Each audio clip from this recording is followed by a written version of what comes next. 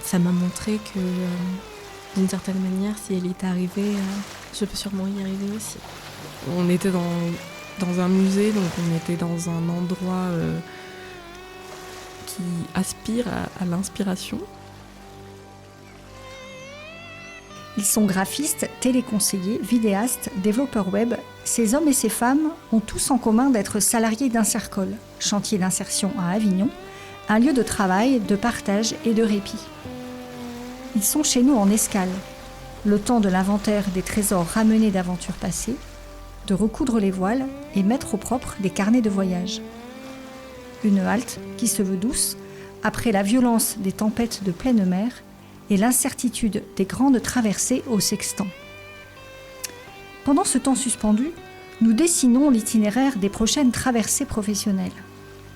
Cela passe par un accompagnement pour identifier ses compétences, puis mettre en mots ses centres d'intérêt, ses besoins et priorités. Puis, nous identifions les opportunités sur le territoire et l'équipement nécessaire pour y répondre efficacement.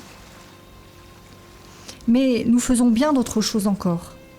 Écrire un poème puis le lire dans un musée, randonner le long du Rhône ou écouter un conte sous un magnolia bicentenaire.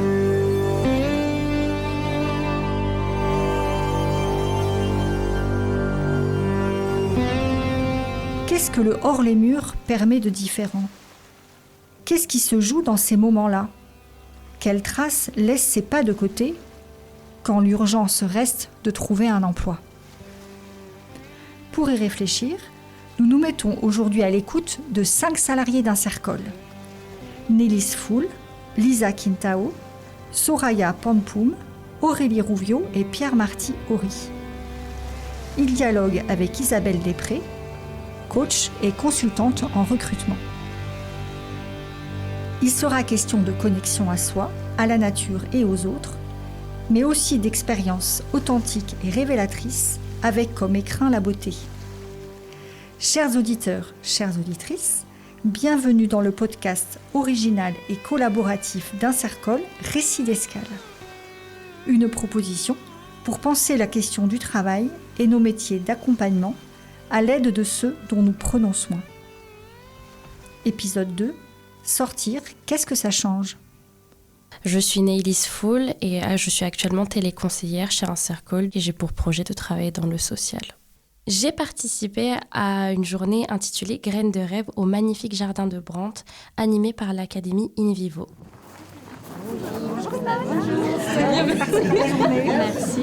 Merci pour tout. J'ai hâte de voir le poste. Oui, je suis voilà. Merci beaucoup. Nous avons commencé à écouter le conte du Petit Poucet raconté par Enrico sous un magnifique magnolia qui fait partie des magnolias les plus vieux de France. Suite à ça, nous avons pris des galets. Il nous a été demandé de réfléchir à nos qualités et de les noter sur nos galets respectifs. Une activité manuelle et libératrice a été réalisée. La consigne était de se représenter à travers une feuille de papier taille humaine avec plusieurs outils comme la peinture, des crayons et notre créativité. Moi, c'est Soraya. Je suis graphiste au sein d'Insercol également. Et mon projet professionnel, ce serait de me lancer en freelance. Alors moi, j'ai participé à l'atelier d'écriture Ces mots qui me dessinent, qui avait lieu au musée Calvé et qui était animé par Sarah Kerina. C'était sur le thème du portrait. Donc, on a donc rédigé ces poèmes avec l'aide de Sarah et que j'ai ensuite mis en page. Donc j'ai travaillé en tant que graphiste sur l'édition de ce livret de poèmes qu'on a ensuite édité et distribué. Au deuxième jour, on est passé devant des professionnels, des recruteurs. On a dû donc réciter notre poème et les recruteurs possédaient nos CV anonymes et à partir de nos poèmes, ils devaient retrouver donc à qui appartenaient les CV.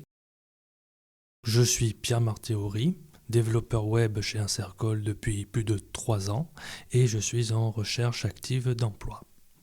J'ai participé au projet CV des légendes qui était organisé au Palais du Roure à Avignon. Donc tout d'abord, le matin, on avait droit à une présentation des différents personnages historiques qui étaient dans le musée. Et l'après-midi, en binôme, en étant des chasseurs de tête, on devait faire un CV et un pitch de présentation sur un personnage historique et sur un poste auquel il a postulé. On a travaillé sur le CV et le pitch de John Stuart Mill en binôme avec Soraya. Je suis Lisa, je suis téléconseillère à Insercol. Et alors, mon projet, c'est d'ouvrir ma boîte d'éducation canine. J'ai participé à l'action Comme un funambule sur l'île de la Barthelasse, qui était pour parler donc de l'équilibre entre la vie professionnelle et la vie privée. Le matin, donc, c'était du théâtre forum avec la troupe de théâtre La Machine émotive. Et donc, le principe, c'était qu'il jouait des scènes, voilà, justement pour montrer des vies de couple, des vies de personnes qui avaient du mal justement à jongler entre leur vie professionnelle et leur vie privée. Ensuite, l'après-midi, donc le principe c'était donc de marcher sur l'île de la Barthelasse pour écouter des professionnels justement parler eux de comment ça s'est passé, comment ils ont réussi à équilibrer tout ça. Nous avons notamment écouté Isabelle Després, entre autres. Et donc, ça nous a permis de voir comment ils réussissaient, comme un funambule, à gérer leur vie. Moi, je suis Aurélie, je suis graphiste chez Insercol. Et mon projet, c'est d'être graphiste en freelance et en tant que salarié aussi. Alors, j'ai participé à un atelier, le CV des légendes, au Palais du Roure, au centre-ville d'Avignon. Et comme Pierre Marty, j'ai travaillé sur un profil historique en binôme. Alors moi, c'était sur Frédéric Mistral. Faire un CV pour un personnage historique, c'était assez amusant parce que justement, c'était pas sur nous-mêmes, c'était sur une personne extérieure, enfin historique du coup. Et en faisant ça, on apprenait aussi l'histoire du personnage duquel on a fait le CV. Sur la recherche d'emploi, plutôt sur la création, sur quoi mettre à l'intérieur d'un CV, en fait, ce qu'il fallait mettre... ce qui était important en fait à mettre par rapport à l'annonce qui a été faite, enfin pas se disperser, en fait mettre que l'essentiel et que en gros le CV il soit à la fois captivant et simple à lire. Je suis Isabelle Després, je suis consultante en recrutement depuis plus de 20 ans et coach professionnel certifié. Nous avons marché le long du Rhône, sur l'île de la Barthelasse, en partant de la Maison du Parc.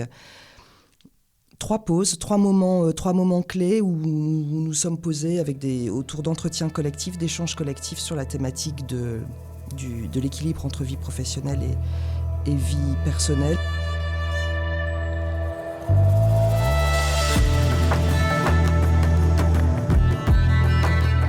Insercol, au travers de cette expérience, n'est pas du tout déconnecté de la vie, bien au contraire. Cette expérience en extérieur, moi, ça me donne plein d'idées et je le pratique dans mon activité de coaching, justement, en instaurant des pratiques autour de la marche en extérieur pour permettre justement l'échange, le témoignage et la profondeur des échanges, justement. Ça va m'aider pour un prochain entretien d'embauche, améliorer mes relations avec mes collègues. J'étais étonnamment à l'aise ce jour-là et j'ai pris de l'assurance, sans pression, fluide, spontané, voilà. D'habitude, j'étais paniqué. Oui, j'avais l'impression que justement c'était une résonance avec l'accompagnement chez Insercol parce que à ce moment-là, on a énormément dialogué avec les personnes qui tenaient le jardin. On a pu discuter de nos vies respectives et de ce que ça nous évoquait. Et forcément, j'ai retrouvé un petit peu ce dialogue que je peux avoir avec mon accompagnatrice, Gwenaëlle Bourboulon. On a cassé un petit peu la routine, le cadre, etc. Et je trouvais que c'était vachement parlant pour moi parce que on est tout le temps dans les mêmes espaces, avec les mêmes personnes, on a notre routine. Et le fait de sortir dehors, ça casse vraiment la routine qu'on a d'habitude. On a passé la matinée à écrire. Il faisait super beau en plus ce jour-là. On avait un peu de soleil, un peu d'ombre. On était dans dans un musée, donc on était dans un endroit qui aspire à l'inspiration. Et pour moi, cet atelier, c'est le premier aussi auquel j'ai participé avec un Cercol, un atelier en extérieur. Et j'étais surprise au début. Je pensais que ça allait être... je pensais que ça portait juste le nom d'atelier pour que ce soit un peu plus enjôleur, j'ai envie de dire, que ça donne plus envie, mais en fait, non, c'est vraiment un vrai atelier où on s'investit nous-mêmes. Et pour moi, c'était nouveau. C'était complètement nouveau parce que, en fait, je savais pas qu'on pouvait parler de soi, ou en tout cas se laisser se dévoiler dans un milieu professionnel. Moi, je venais juste d'arriver à un Cercol, donc c'était assez inhabituel de commencer un travail sur une touche comme ça. Et le fait d'écouter donc les professionnels pendant qu'on était en train de marcher sur l'île de la Barthelasse, et c'était aussi très intéressant parce que ça permettait vraiment d'écouter des professionnels qui ont vraiment vécu dans leur vie des moments où c'était pas forcément facile. Ils ont dû faire des choix et donc c'était intéressant. Tu même sortir du cadre professionnel d'un cadre d'un Cercol par exemple. On a plus d'inspiration que rester sur 4 murs. Et là, justement, on était à l'extérieur, on a pu voir plein de choses, justement, découvrir plein d'œuvres. Et je pense que c'est ça aussi qui peut nous inspirer, genre la façon de comment créer un CV, comment le construire et comment faire en sorte qu'il ressemble au personnage.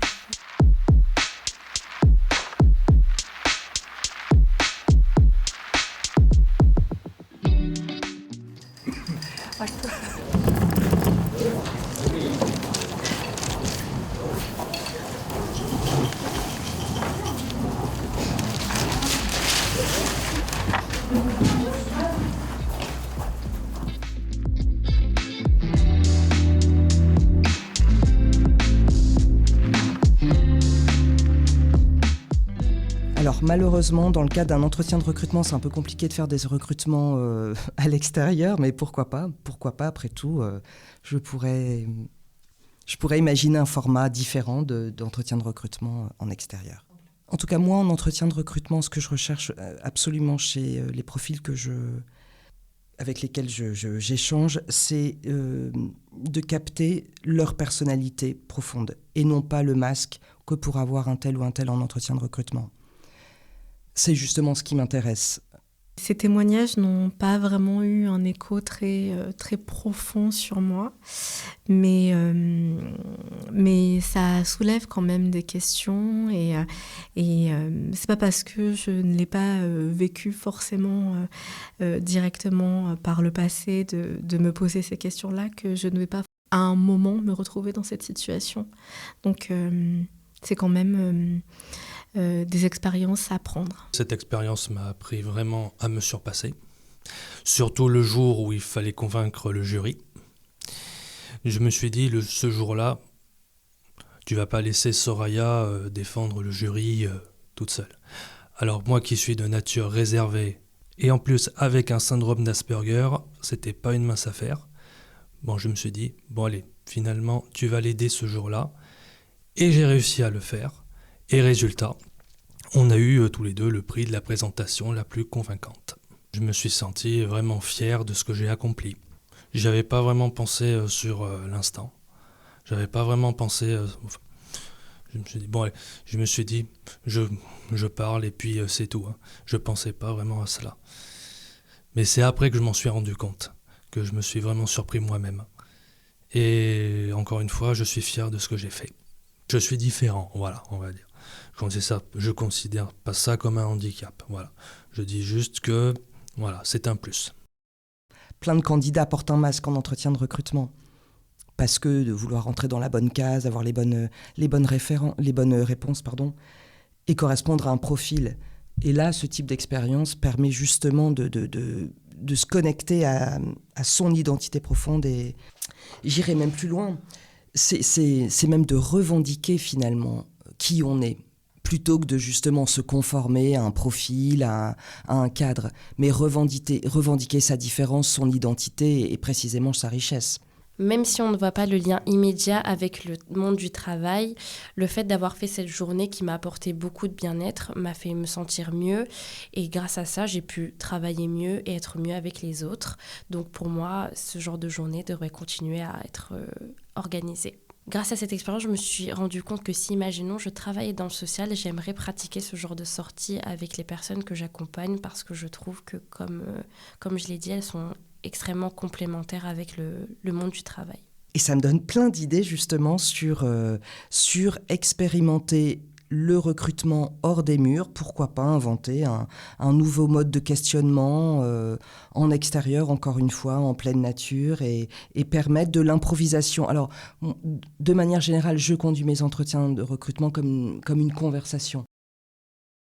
Le témoignage d'Isabelle Després, justement, a fait peut-être un peu plus écho pour moi par rapport à moi, ce que je veux faire, parce que c'est vrai que elle a dit justement que elle avait décidé de faire sa propre boîte, justement pour pouvoir un peu mieux gérer son côté, sa vie professionnelle et sa vie donc personnelle avec ses enfants et tout ça. Mais ça m'a montré que d'une certaine manière, si elle y est arrivée, je peux sûrement y arriver aussi. Je pense que ce que ça change d'avoir écouté ces témoignages en étant en extérieur, c'est justement que, je ne sais pas si c'est les bons mots, mais un peu moins oppressé par justement un côté bureau classique, un côté très sérieux, mais ce n'est pas forcément le bon mot non plus, très linéaire, très, très classique. Oui, cet atelier, il a prouvé beaucoup de choses dans le sens où il y a des choses que je peux faire. Oui, les recruteurs ne vont pas nous manger, que ce soit dans une situation d'entretien personnel ou ce contexte-là. On peut avoir une voix, qu'elle soit petite ou grande. Cette expérience sur l'île de la Barthelasse, finalement, quand j'y pense, a peut-être été même un élément déclencheur dans ma pratique. Ou en tout cas, ça a été la suite un peu logique de la manière dont je vis mon activité, et de coaching et de recrutement. Et elle m'a permis justement d'expérimenter concrètement, dans un bel endroit en plus, cette pratique, cette conversation en confiance, en sérénité, de manière complètement apaisée avec les personnes que j'ai eues à côté de moi. D'habitude, j'aurais pas répondu, j'aurais laissé ma binôme faire, me serais reposée sur l'épaule de quelqu'un, alors que là, non. Comme je savais, je répondais. Et parce que ma binôme aussi, il y a certaines questions où elle savait pas quoi répondre. Donc, du coup, là, je prenais la parole. Même avec des lacunes, on peut aller au-delà de ses limites. Qu'il faut pas avoir peur et qu'il faut foncer, en fait. C'est comme ça qu'on peut se surpasser et justement à vaincre nos peurs. Donc, si ça avait été une conseillère emploi qui m'avait invitée à rentrer dans une salle, à s'asseoir en rond avec d'autres personnes que je connais pas et des recruteurs en face de moi et à discuter, je pense que ça m'aurait beaucoup, beaucoup moins plu. Et surtout, j'aurais eu beaucoup moins de liens humains, juste liens humains avec ces recruteurs-là, parce que lors de l'atelier comme un funambule à Barthelasse, auquel j'ai participé aussi, le fait de voir ces professionnels-là, justement hors de leur contexte, ça m'a aidée aussi dans le sens où je les voyais pas dans un bureau. Je les voyais pas dans un bureau comme cadre ou comme CEO ou comme supérieur quelconque. Je les voyais d'un égal à égal.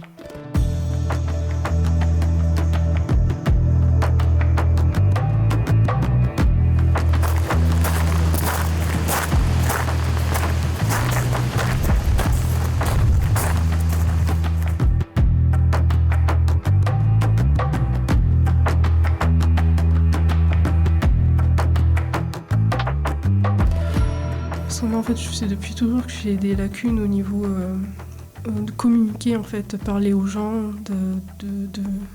de me lier d'amitié, je sais pas, de prendre la parole, etc.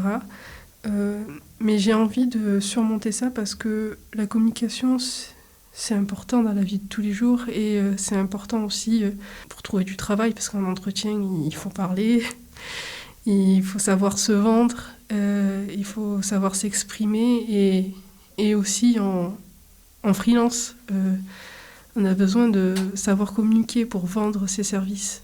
Écouter ces témoignages en ayant peut-être moins d'a priori. Et donc, même si on était là pour une action en soi professionnelle avec donc un Cercol, on n'était pas dans le carcan pro dans nos têtes. C'est aussi réconfortant en fait de voir que les recruteurs, les personnes professionnelles sont aussi des humains. Voilà.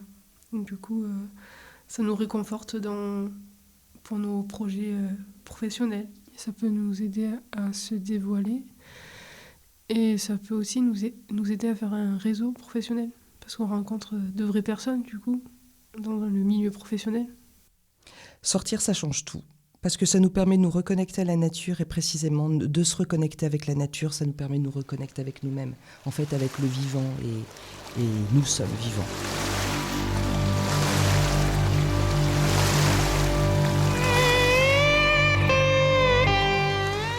Waouh!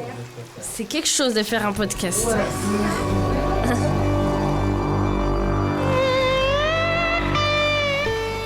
C'était Récit d'Escale, le podcast collaboratif d'Insercol. Insercol est un chantier d'insertion par l'activité économique situé à Avignon avec 2 activités, un centre d'appel et une agence de communication. Nos salariés développent des compétences grâce aux missions rendues à nos clients et nous les accompagnons vers le projet professionnel qui est le leur, emploi, formation ou création d'entreprise. Ce podcast a été réalisé par Thomas Massas, Patrick Lisiecki et Gonaël Bourboulon avec les précieux conseils de Marie-Cécile Récourt. Le visuel du podcast a été créé par Gaël Chabazian. La prise de son d'ambiance s'est faite au Jardin de Brandt à Sorgues lors de la journée Graines de rêve organisée avec l'Académie In Vivo. Merci à Nélis, Lisa, Soraya, Aurélie et Pierre Marty pour leurs précieux témoignages. Merci à Isabelle pour son regard de femme et de professionnelle. Si cet épisode vous a touché, partagez-le sans modération. Vous pouvez le réécouter ou le podcaster sur toutes les applications audio. Merci au Grand Avignon, à la direction de l'emploi, du travail et des solidarités de Vaucluse pour leur soutien financier. Pour échanger avec nous autour de ces expériences ou en savoir plus sur ce que nous sommes et les services que nous proposons, retrouvez-nous sur insercol.com et nos réseaux sociaux.